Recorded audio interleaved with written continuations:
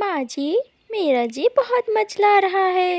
मुझे लगता है कि मैं माँ बनने वाली हूँ और मुझे बहुत खट्टा खाने का दिल चाह रहा है।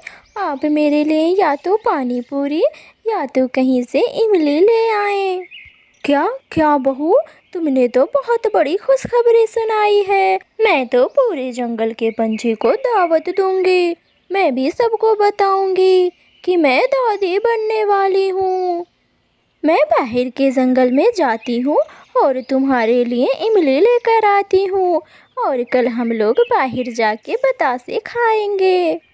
रंगीली बूढ़ी दादी बहुत खुश होती हैं और जंगल के सभी पंछियों को बताती हैं कि मैं भी दादी बनने वाली हूँ और निक्की के लिए इमली के फल लेकर जाती हैं।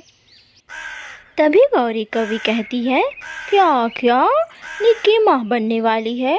ऐसा कैसे हो सकता है? एक बाझन माँ कैसे बन सकती है? जरूर कुछ दाल में काला है। मैं इसका पता तो लगा कर ही रहूंगी। गौरी कवि को यह बात बिल्कुल भी हजम नहीं होती है कि निक्की माँ बनने वाली है। तभी वह कालू कौवा से कहती है, कालू जी, ये कैसे हो गया? ये तो गजब हो गया। हमारे सभी किए कराए पर पानी फिर गया। इतने दिन का मेहनत हम लोग का बेकार चला जाएगा। अगर निक्की माँ बन गई तो हमने तो बहुत बड़ी प्लानिंग करी थी कि हम अपने टिंकू को पास वाला जंगल दे देंगे। इसलिए हम लोगों ने कभी निक्की को माँ नहीं बनने दिया। और वो पास वाला जंगल निक्की के नाम का है। अगर निक्की ही नहीं रहेगी तो उसका जंगल कैसे होगा और उसका वंश भी आगे नहीं बढ़ेगा। कालू जी, आपको कुछ तो करना पड़ेगा हमारी औलाद के लिए। हाँ हाँ गौरी, तुम सच कह रही हो। मैं गरीबी में ज़िंदगी नहीं बिता सकता और अपने बच्चे को गरीबी में देखना नहीं चाहता। मैं ज़रूर कुछ करूँगा। ऐसे कैसे निक्की माँ बन जाएगी? मैं बिल्कुल नहीं होने दूँगा। इधर रंगीली दादी दादी बनने की खबर सुनकर बहुत खुश होती हैं और निक्की का बहुत ख्याल रखती हैं।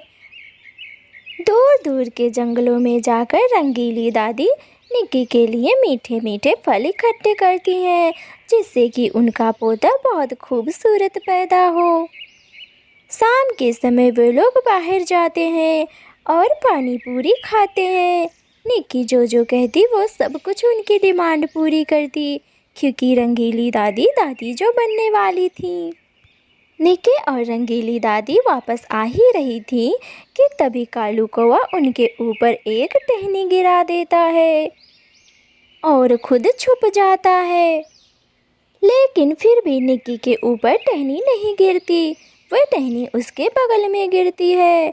लेकिन दादी के पंखों में थोड़ी सी चोट लग जाती है। हाय हाय रे, मैं तो मर गई।